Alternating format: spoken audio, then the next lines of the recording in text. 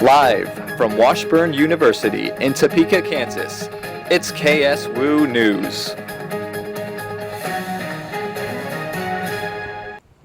Hello everyone and welcome back to KSWU News. I'm Sarah Sewell. And I'm Carly Willis. The Community Blood Center is partnering with a Washburn student organization to save lives. Here's Jennifer Funk with more.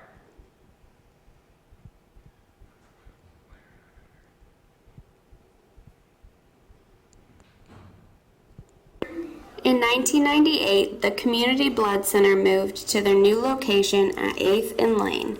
Cynthia Kearns, the site manager, explains what they do for the Topeka community. We supply all three local hospitals here, as well as the hospitals in Lawrence. We actually have 75 area hospitals that we supply in the greater Kansas City area. So the blood mostly stays here. If we have extra and they're needed elsewhere, we can send it out of state when there's emergencies and that type, but the majority of it does stay here. For the last 5 years, the Hispanic American Leadership Organization, also known as HALO, has partnered with the Community Blood Center to host a blood drive challenge at Washburn.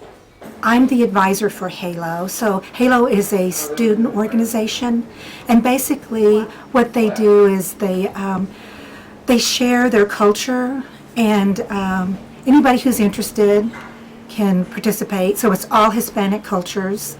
At the same time, we wanted to educate the community or the campus on Cesar Chavez, who he was and what he did. Cesar Chavez was a Mexican-American farm worker, labor leader, and union organizer. He used nonviolent movement techniques and is one of the best-known Latino civil rights activists in the United States history. The National Cesar Chavez Blood Drive Challenge will take place Wednesday, April 8th from 10 to 4 p.m. at the Petro Allied Health Center. Last year, HALO's goal was to collect 22 pints, and they received 30 pints in blood donations. This year, their goal is to surpass 30 pints. I think it's important because a lot of people need blood, and not a lot of people are aware of it. And by giving blood, we help out our community and our friends and neighbors. This is Jennifer Funk reporting for KSWU News. HALO will be tabling during lunch in the Memorial Union to get students and faculty registered to donate until April 7th. Washburn's Campus Activities Board is bringing speaker Lacey Green to talk to students about our culture's attitude towards sexual violence. Green is a web personality, public speaker, and activist from San Francisco. She is best known as the host and creator of the internet's most popular sex education show called Sex Plus on YouTube. Green will be speaking at 7 p.m. Thursday in the Andrew J. and Georgia Nice Gray Theater. Several Washburn departments and organizations like the Biology Department and the Philosophy Club are sponsoring a discussion and lecture on climate change. New York University Professor of Environmental Studies Dale Jamieson will speak about why the struggles against climate changes are failing and what will happen in the future. This event is free and open to the public at 7:30 p.m. on April 6th at the Bradbury Thompson Center. 2 Kansas City area men were killed in a small plane crash in Lynn County. The Federal Aviation Administration says the plane took off from a private airstrip, struck a tree, and crashed Tuesday afternoon northwest of Pleasanton in eastern Kansas. The aircraft was a small 2-seater recreational Zodiac model that is built from a kit. The patrol identified the dead as Herbert Siegel of Stillwell, who was flying the plane, and Brian Decker of Independence, Missouri. Federal authorities are still investigating the crash. With taxes due in a few weeks, the number of phone scams is on the rise. The IRS is warning consumers to not be fooled by scammers. The IRS says scammers will threaten police arrest, deportation, license revocation, among other threats. If you receive a call you think may be a scam, remember that the IRS will never call to demand payment without sending a bill first, demand that you pay taxes without giving you an opportunity to question or appeal the amount you owe, require you to use a specific payment method, such as a prepaid debit card, never ask for credit or debit card numbers over the phone, or threaten to bring in local police to have you arrested. The IRS wants to remind consumers that the IRS does not use email, text messages, or any social media to discuss any tax issues. Coming up, we'll speak with the director of the upcoming art fair after this. No more. It's none of my business. No more. I'm sure they'll work it out. No more. It only happened once. No more. He said he was sorry. No more. Why doesn't she just leave? No more. Not my problem. No more, but he has such a bright future. No more, he didn't mean it. No more bystanding. No more ignorance. No more excuses. No more.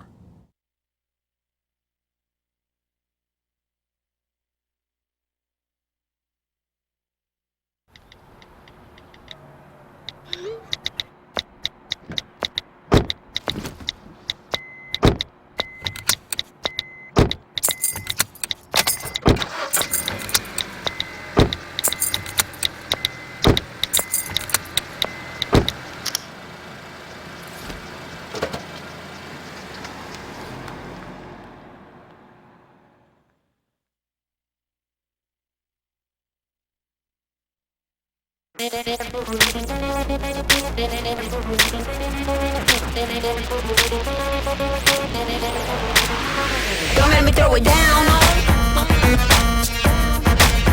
Don't make me throw it down. Get down. Don't make me throw it down. Don't make me throw it down. Get down. The inherent right to work is one of the elemental privileges of a free people. Endowed, as our nation is, with abundant physical resources, and inspired as it should be to make those resources and opportunities available for the enjoyment of all, we approach re-employment with the real hope of finding a better answer than we have now. Donate to Goodwill, where your donations help fund job placement and training for people in your community. Welcome back to KSWU News. I'm Sarah Sewell, and I'm here with the Gypsy, the art director of the Aaron Douglas Art Fair.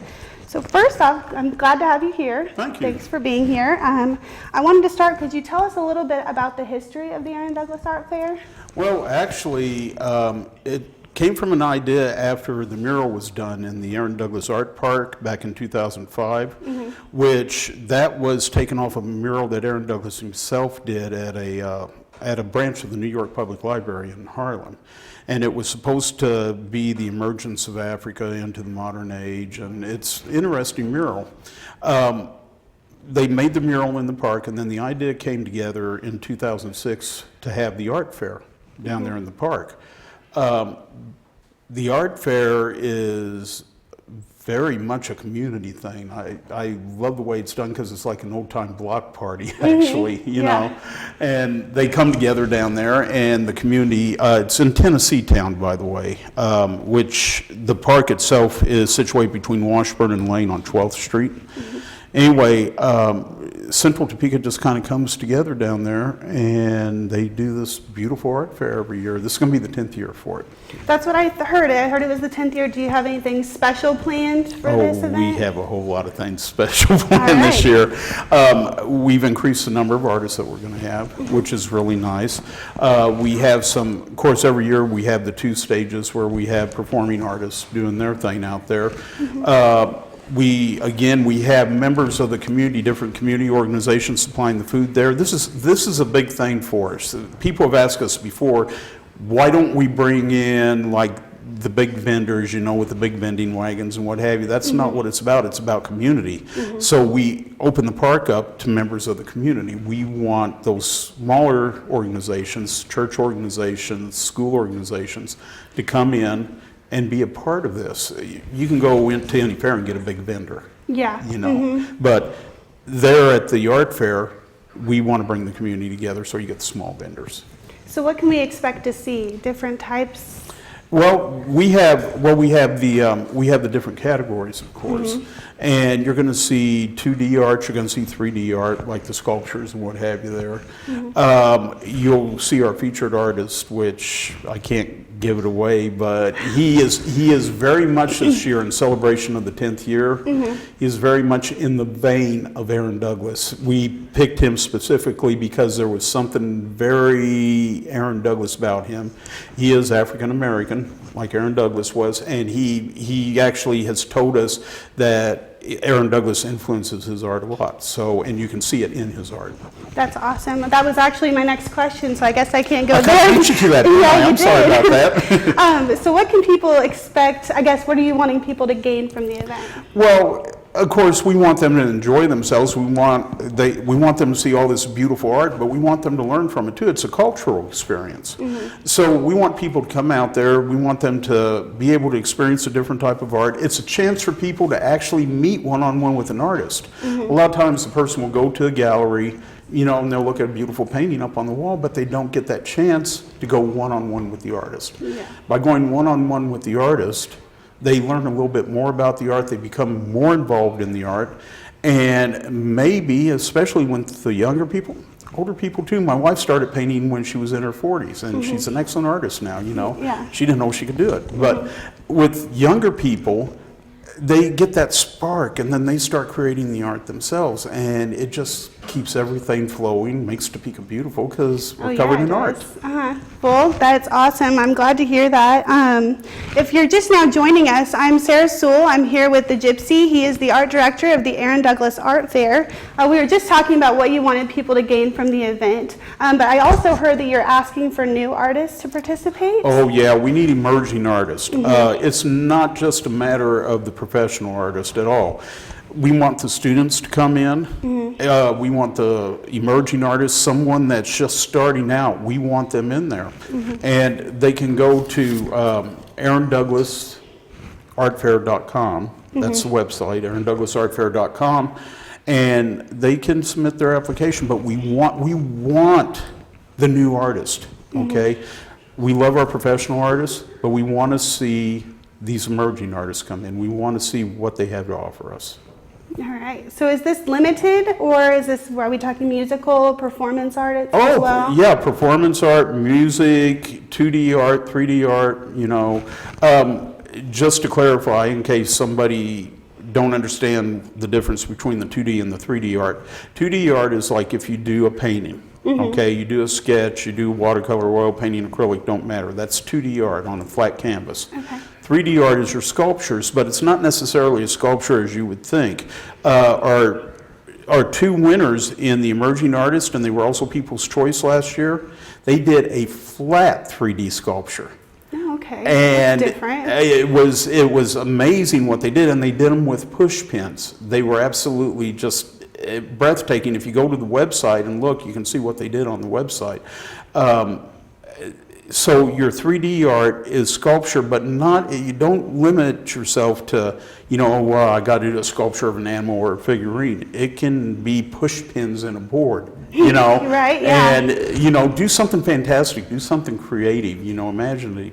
2D art, I've seen some marvelous 2D stuff recently where they're going outside the box, literally outside the realm of the canvas. They're taking it beyond the canvas itself, you know. So we want to see that sort of thing, you know. We want these new artists with the new ideas, the new direction and perceptions to come in, share with us.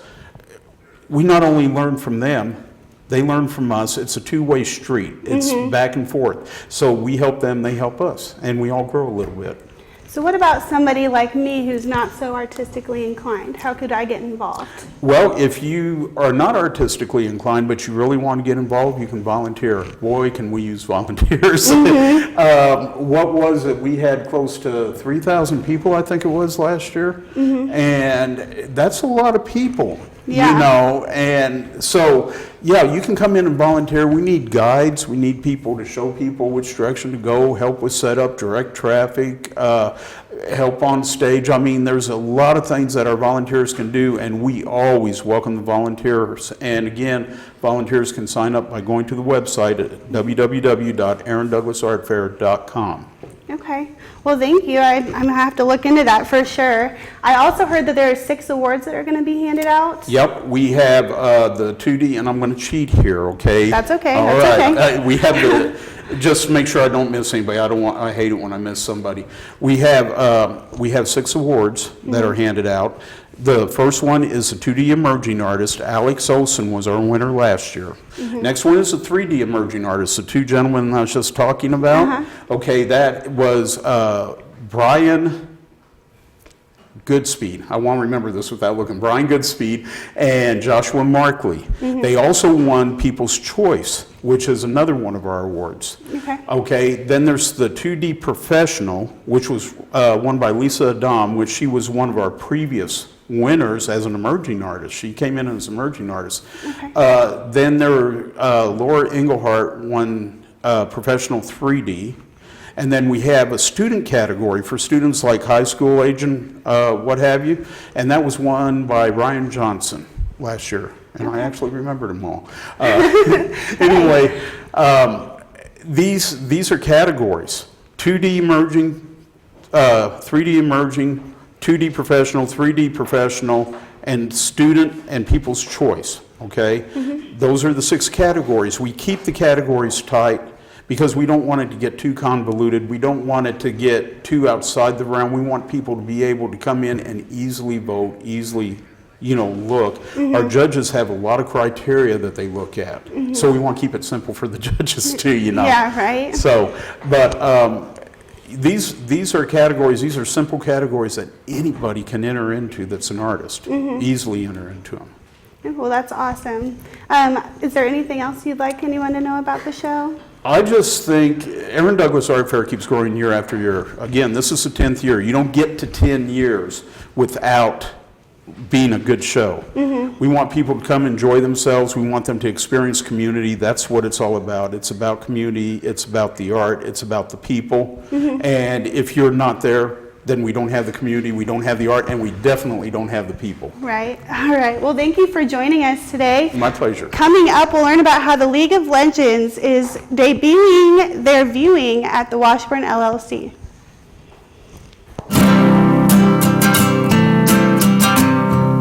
Every day across America, Epsisode is gathered by a network of good people at local food banks, giving hope to millions of children who struggle with hunger. They've earned their wings, and you can too. Together, we can solve child hunger. Support Feeding America and your local food bank at feedingamerica.org.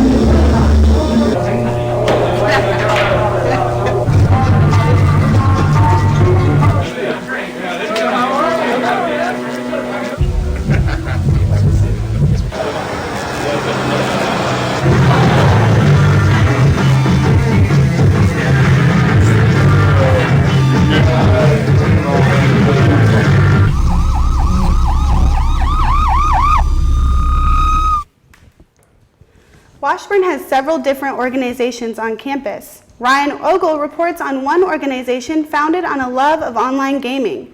Washburn's League of Legends group is having a viewing party for the online stream of the mid-season invitational tournament May 3rd in the LLC. If you've ever visited the lower level of the Memorial Union, you've probably seen members of the League of Legends student organization locked in virtual combat against teams of online opponents. Founded 2 years ago, the group is part of a global network of fans of the multiplayer online battle arena game League of Legends. League of Legends is a MOBA, popular one, #1 in the world, and everybody here or so have a interest in the game. So then a few years back, I just had the idea of just starting a club here. The game, which draws in around 30 million players a day, has contributed to the growing popularity of competitive online gaming. In League of Legends, teams of gamers are pitted against one another in fierce virtual battles for a chance at earning their way into the annual World Championship Tournament, where the best teams from around the world compete for cash prizes, free merchandise, and even college scholarships. Riot Games, the owner of the game, is giving out more and more scholarships, more and more stuff. League of Legends can be downloaded to almost any computer for free and divides players according to their own ranking, which allows gamers of similar skill sets to compete against one another. The game was first released in 2009 and has already become such a hit with gamers that live streams of the tournaments have attracted more viewers than the NBA playoffs and World Series. Popularity aside, it was his own curiosity that initially drew League of Legends organization president David Solis to the game. It was different. I never saw a game like this, so I just wanted to try it out. The League of Legends meets daily in the lower level of the Memorial Union. A new option from Facebook will let you tag and organize pictures you'd like and then display the photos on a specialized page. The new feature is called Scrapbooks. It will display all images of a given tag on one specialized photo page, which will feature a cover photo and profile picture. You can find the new feature under the Family and Relationships section of your Facebook profile. The nice weather came at the perfect time since some Washburn students are finding it more challenging to find parking spaces as the university continues to implement its 2022 vision for campus.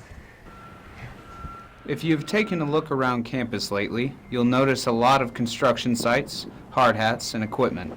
Washburn University is in the middle of its 2012 campus renovations. With the new construction of the dining facility and residential hall, the construction site has taken several parking spots away from students. The parking situation sucks because they keep changing it on us. They keep taking it away.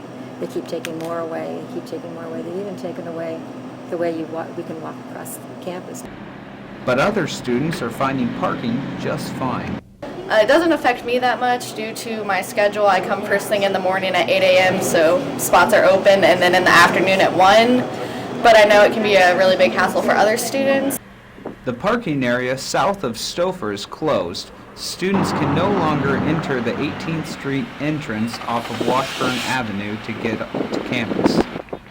Washburn plans to add 2 new parking lots this summer. The first is directly south of Henderson Learning Center, and the other is south of the softball fields.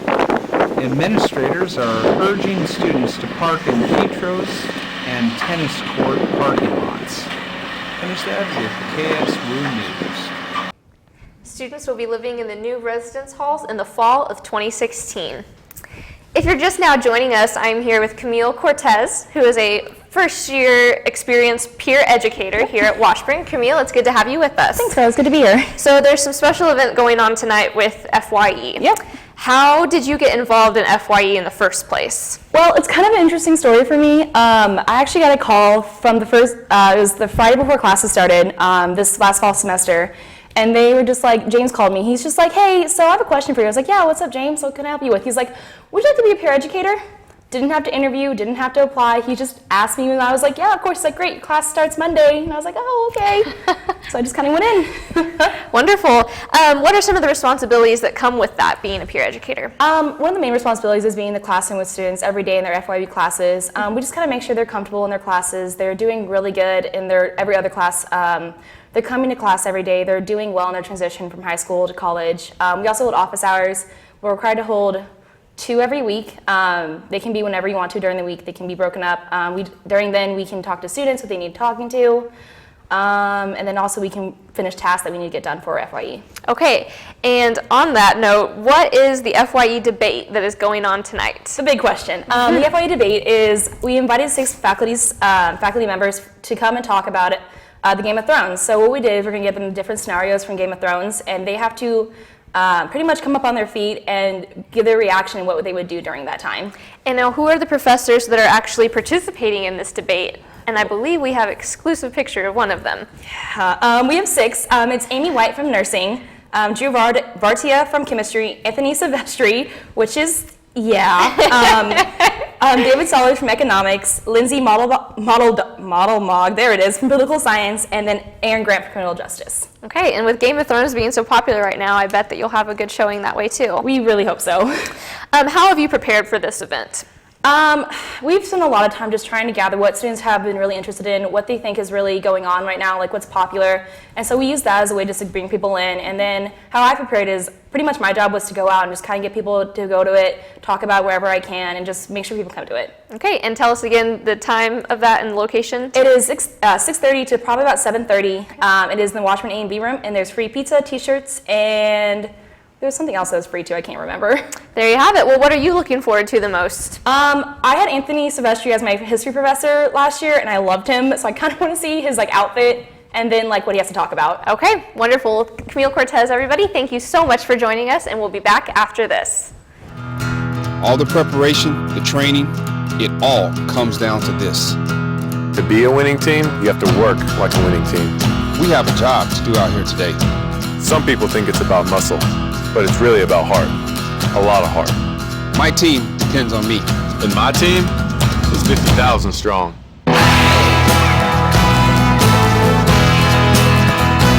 Looks like a lot of work's going into this.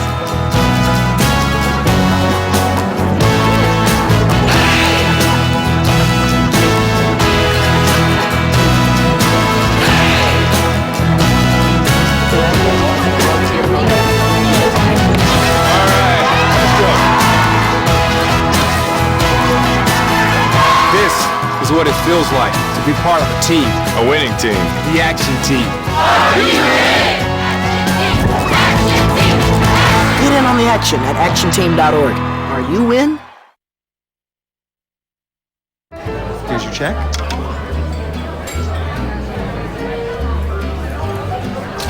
Oh, you got it.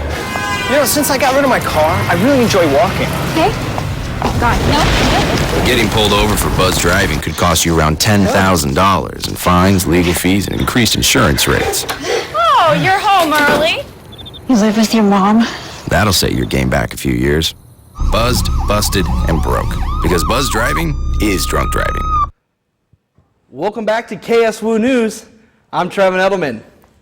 The Washburn golf team placed 4th overall this last weekend at the Tennessee River Rumble. Tavin Dugan led the Ichabods with a 2-round total of 153, which was 9 over par. Dugan tied for 15th overall.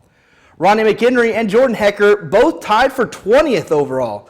The Ichabods will now return to action April 6th and 7th at the Lindenwood Invitational in St. Charles, Missouri.